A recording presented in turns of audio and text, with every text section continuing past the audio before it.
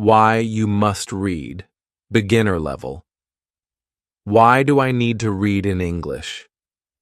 My students often ask me this. They think, I go to classes, I do my homework, I watch films in English. Why should I read books?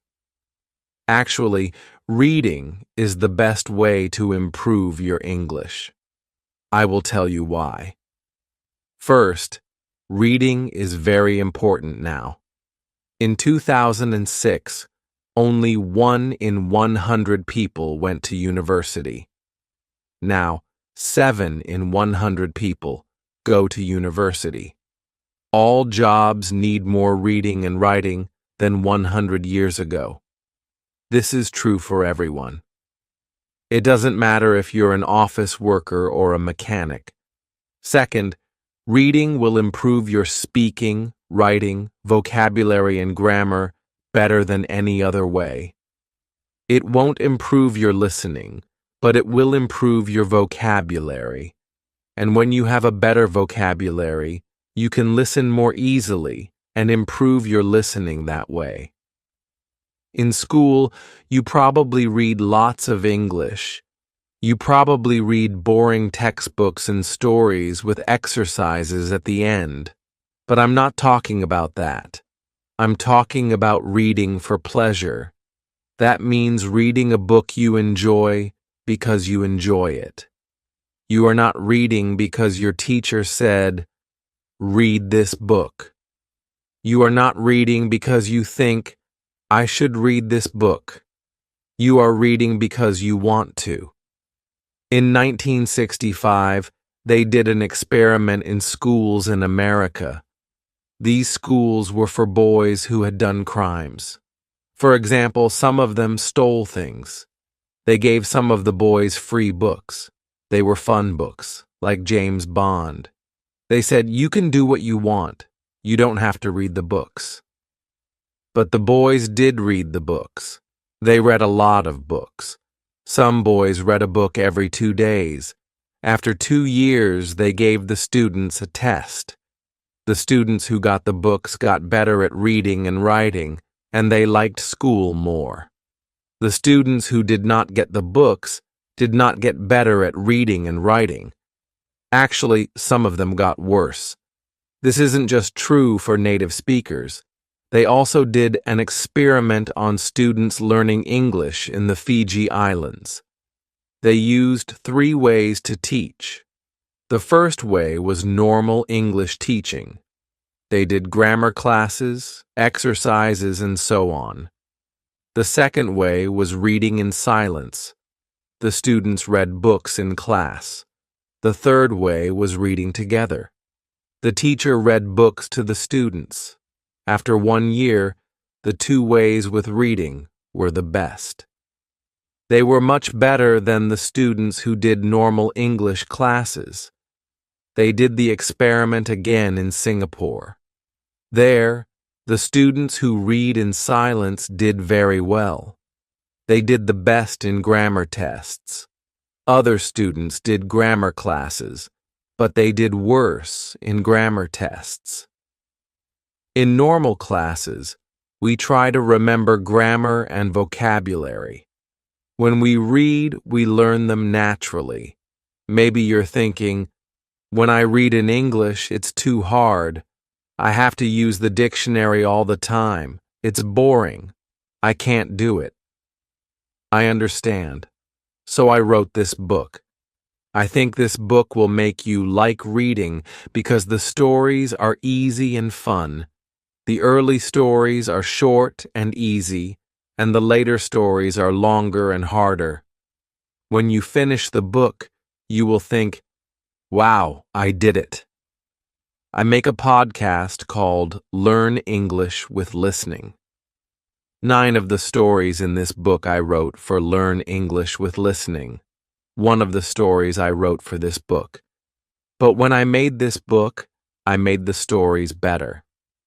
Now you can read the stories at beginner, pre-intermediate, intermediate, or advanced levels. The stories are all fairy tales. Some are very popular fairy tales, but some are not so popular. One of them I wrote myself. Maybe you're thinking, fairy tales? Fairy tales are for children. I need useful vocabulary. I need to learn about business and science. That can't be fun. Actually, the vocabulary in these stories will be useful. McQuillan did an experiment where he looked at vocabulary in 22 novels. 85% of the words were on academic word lists. These are lists of words that you need to know to study at university. Rolls and Rogers also did an experiment. They said, if students read 1,000,000 words of science fiction, will they learn important science words for studying at university? The answer was yes. So yes, fairy tales are useful for you too. But I understand if you still don't believe me. When I learned about all this, I found it hard to believe too. But I like to try new things, and I love learning languages. So in 2017, I decided to do an experiment. I had wanted to learn Spanish for a long time, but I didn't learn much in normal classes. I said, I will read 1,000,000 words in Spanish. Afterwards, I will see what my level is. 1,000,000 words is about 20 novels, so it was a lot of work. I started with very easy reading, like this book. Then I started reading translations of books that I knew in English. For example, I have read Harry Potter and Game of Thrones in English, so I read them in Spanish too. Finally, I read new books in Spanish. I read Latin American authors, that means writers, such as Isabel Allende, Luis Jorge Borges, and Manuel Puig. I loved them. I also listened to podcasts, but I always read the transcripts and added the words to my goal. After I finished reading 1,000,000 words, I wrote and talked to native speakers. I was at an intermediate level. I could understand almost everything I read. I could understand people when they spoke clearly, and I could have conversations. And I had spent most my time reading, not speaking. In 1 year, I learned more than most students learn in 5 years. I didn't try to remember grammar and vocabulary. I learned them naturally. Maybe you're thinking, I don't believe this. Or maybe you're thinking, wow, I'm going to read for hours every day. But I have to say something very important. You must read books that are easy. You must read books that are fun. If a book is too difficult or too boring, put it down and find another one. Stephen Krashen, an expert in language teaching, says, only read things in English that are fun and interesting. Read things that are really easy, that you wouldn't read in your native language because they are too easy. So you can read comics, magazines, detective stories, romance stories, and so on. Don't feel bad about reading translations. If you read very easy books, when you see a word you don't know, you will understand the meaning easily. You won't have to use a dictionary. So what is easy? Experiments show that you should understand at least 98% of the words in a text. Gusipalpeo cento? That's so high. I know. But let me show you an example. Here is a text where 10% of the words are not real words, so you should understand 90% of the words. Jerry flurged out of bed and opened the curtains. He bimped to himself as he made breakfast. He made coffee and put butter on his poffer. Someone called his phone and he picked it up. He was very surprised by who was torngling, so his Vinky fell on the floor. Is that easy to understand? Could you read a whole book of that? Here is the same text, but only 2% of the words are not real, so you should understand 98% of the words. Jerry jumped out of bed and opened the curtains. He sang to himself as he made breakfast. He made coffee and put butter on his toast. Someone called his phone and he picked it up. He was very surprised by who was calling, so his Vinky fell on the floor. How was that? You probably didn't understand everything, but it was more fun to read than the first text. That's why reading for pleasure is so great. Maybe you don't understand everything, but you understand enough to follow the story, and you don't have to pick up a dictionary. So if you find that this book is too hard, read something easier. If you find it boring, read something more fun. I know that not everyone likes my writing, and that's okay. Find a book that is good for you. When we have fun, we learn much more. Because I want this book to be fun, it has no exercises in it. I thought about adding them after each story, but I don't think it's a good way to spend your time. Instead, you should read more. Read for pleasure. If you finish this book, you can try the level above. Because you already read the stories, you will know them well, and it will be easier to understand.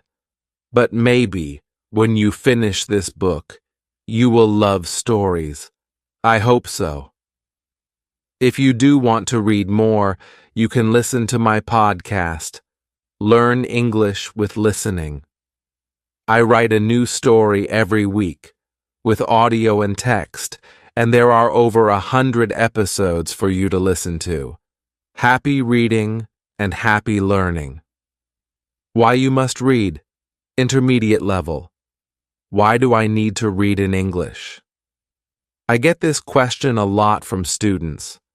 They argue that, as long as they're going to classes, doing their homework, and watching films in English, there's no need to sit down with something as boring and old-fashioned as a book. Well, to put it simply, they're wrong. In fact, reading is the best thing you can do to learn English, and I'm here to tell you why. Firstly, reading skills are more important than ever, whether that be in English or your native language. In 2006, only 1 in 100 people went to university. Now it's 7 in 100. All jobs, from office workers to mechanics, require far more reading and writing than a century ago. The competition is higher, and readers win. Secondly, reading is the best way to improve proficiency in English overall. Yes, you heard me right. Reading will improve your speaking, writing, vocabulary, and grammar far more efficiently than any other method.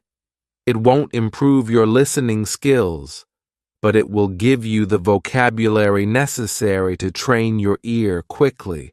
But it's not just any reading we're talking about. In school, you probably read lots in English. Boring textbooks and stories with exercises at the end. No, we're not talking about that. We're talking about reading for pleasure. That means reading a book because you enjoy it, not because your teacher told you to, not because it's what you're supposed to read to improve your English. No questions, no book reports, just pure pleasure. Yeah, right, you're probably thinking. That's too good to be true. Let me show you. In 1965, an experiment was carried out in juvenile delinquent reform centers in America. One group of the students were given free books. They made sure they were exciting books that would appeal to young boys, such as James Bond. But unlike most reading programs, they were not required to read the books. They were simply given them. They could throw the books away, give them back, or draw on the pages, and nobody would punish them for it. But the boys did read them. They read a lot of them. Some of them read a book every 2 days. At the end of 2 years, they tested the students. Not only did their reading and writing greatly improve, so did their attitude towards school. But the students who were not on this program stayed the same. In fact, some of them got worse over the 2 years. This isn't just for native speakers either. A study of English as a second language, ESL, students in the Fiji Islands looked at 3 methods: traditional English teaching, sustained silent reading, which means reading in silence for a long time, and a more conventional reading program, where the teachers read aloud to the students. By the end of the first year, students taught with the 2 reading methods had a 15-month advantage in English ability compared to the 6.5 months of the traditional method. When the study was replicated in Singapore, the students who did only sustained silent reading did better on grammar tests than the students who had taken only grammar classes. When we do grammar exercises, we try to memorize the rules of the language. When we read, we absorb them. But I know what you're thinking. That's all well and good, but when I pick up a book in English, it's too hard for me. I get bored of looking up words, and I give up after a few minutes. That's why I wrote this book. It is designed to make you fall in love with reading by providing fun, familiar stories that are easy to understand. The stories gradually increase in difficulty and length so that you can feel a sense of progression and success at the end. Most of them were originally released on my podcast, Learn English with Listening, but they have been rewritten and improved for this book, as well as having a version for each language level. They are a mix of classic and less popular fairy tales, as well as one that I wrote myself. Again, I know what you're thinking. Fairy tales? But those are for kids. I need useful vocabulary about business and science and technology. There's no way to make that fun. The thing with language is, there isn't such a big difference between important language and fun language. We use a wide range of words when talking about technical topics as well as chatting with our friends. A study by McQuillan examined vocabulary in 22 novels and found that they included 85% of words on academic word lists. Rolls and Rogers found that if a student read 1,000,000 words of science fiction, they would acquire many of the technical words required for a science degree. So yes, reading fairy tales will help your English in all areas, even for academic purposes. As an English teacher, I've seen many times that the students who do the best are those who read the most. For IELTS, for university, for business, or just for travel, reading is the factor that predicts success. But I understand if you're still unsure. When I learned about all this, I was too. But I like to experiment, and I have a passion for learning languages. So in 2017, I decided to test this theory. I had wanted to learn Spanish for a long time, but aside from struggling with Duolingo and not really learning anything, I hadn't made a serious attempt. I set myself a goal. I would read 1,000,000 words in Spanish and see what my level was afterwards.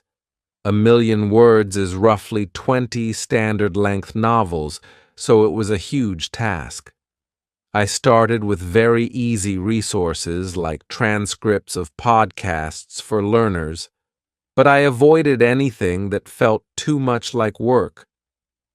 Once I'd learned the basics, I started reading translations of books that I knew in English, such as Harry Potter and A Song of Ice and Fire. You might know it as Game of Thrones.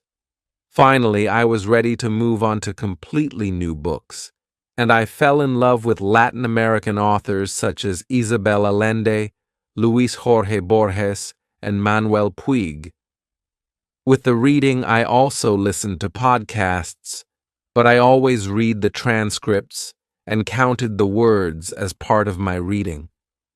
After I achieved my goal, I tested myself by writing and talking to native speakers and found I was at a decent intermediate level. I could understand almost everything I read, understand clear speech, and have conversations at a comfortable level, even though I had barely spoken the language since I started learning.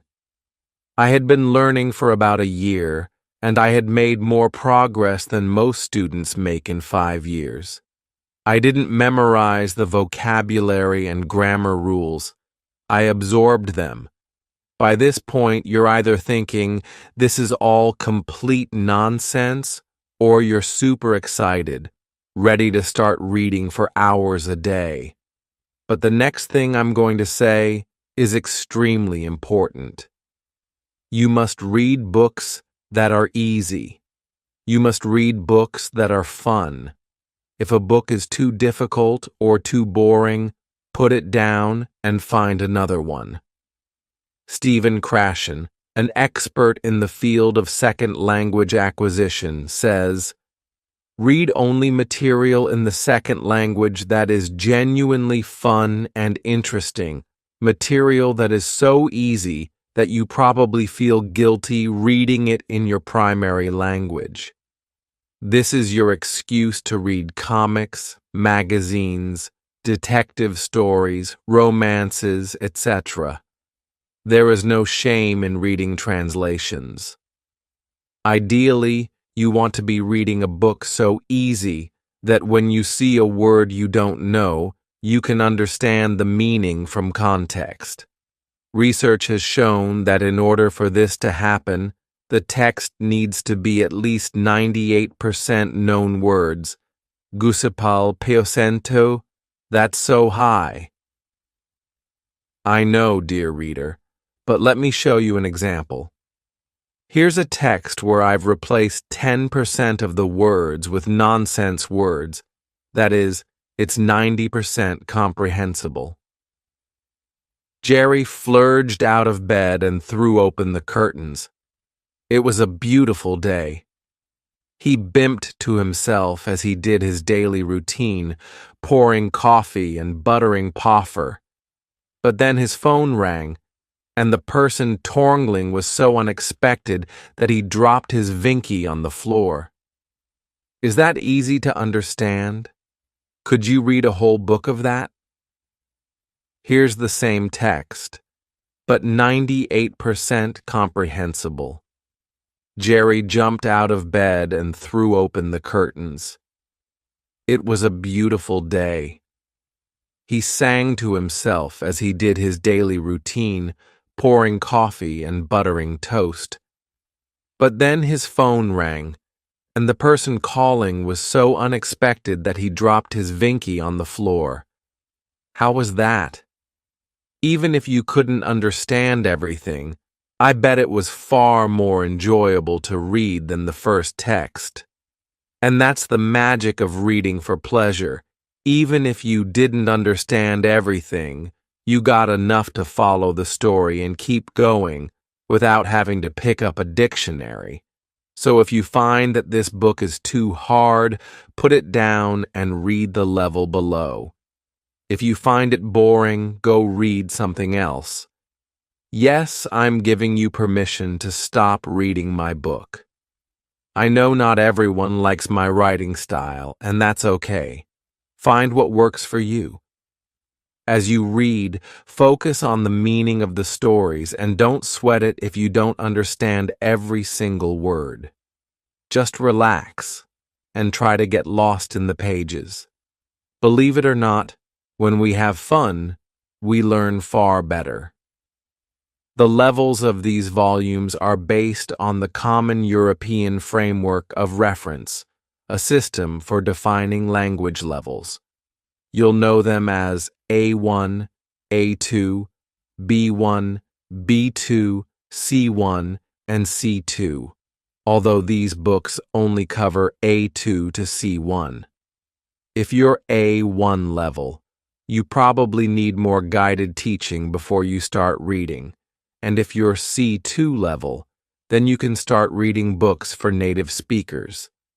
A great strategy if you don't feel so confident about your reading ability is to start with the beginner level of the book and reread it level by level, going all the way up to advanced. This will allow you to really absorb the new language and gradually increase the difficulty.